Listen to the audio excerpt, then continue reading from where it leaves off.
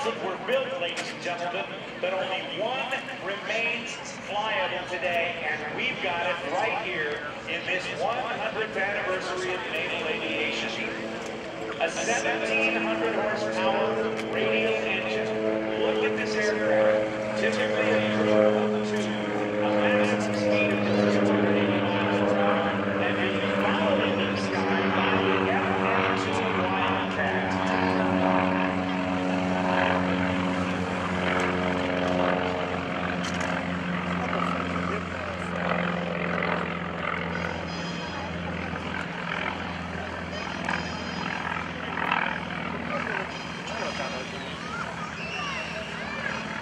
Now, as we look at the Wildcat, it's being flown today by Mike Burke. He's from Galveston, Texas.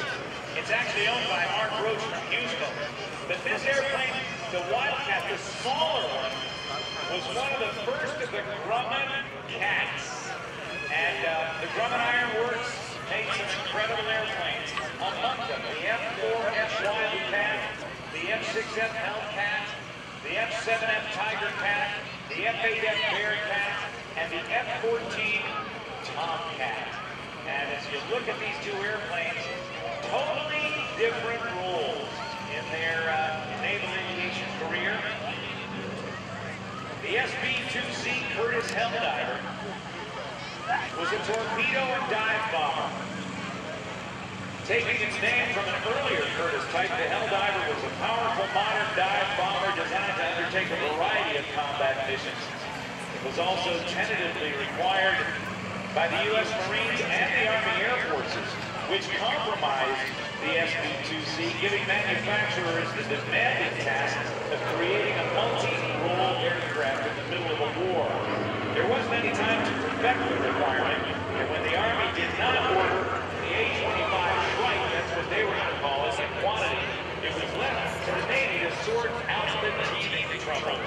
A long list of fixes was required, which delayed the Helldiver's deployment for some months. But from November 1943, when Helldivers founded the Japanese island garrison of Runway, until the end of the war, the Navy used the Helldiver in every major surface action as an integral part of its carrier air groups. It had cannon armament, a relative rarity on World War II American aircraft.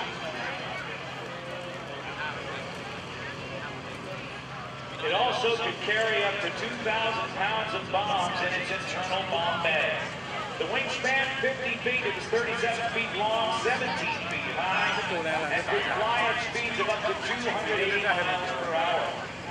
The Grumman F4F Wildcat was also manufactured by General Motors, a car company, which produced their version of the Wildcat, same airplane, but they called it the FM2. In the late 1930s, the U.S. Navy mistakenly chose the Brewster Buffalo over the Grumman Wildcat, but by the attack on Pearl Harbor in 1941, the decision was reversed. The Wildcat replaces Navy biplane fighters and battled Japanese heroes in the Pacific.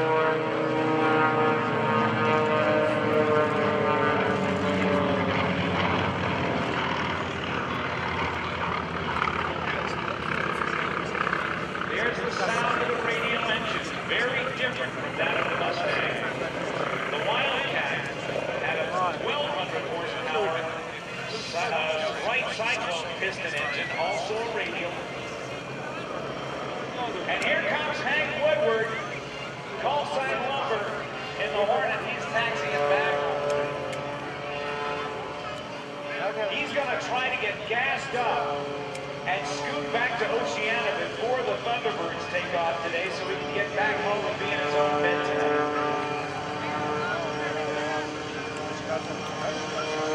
The F4F Wildcat, or in this case, the FM2 Wildcat,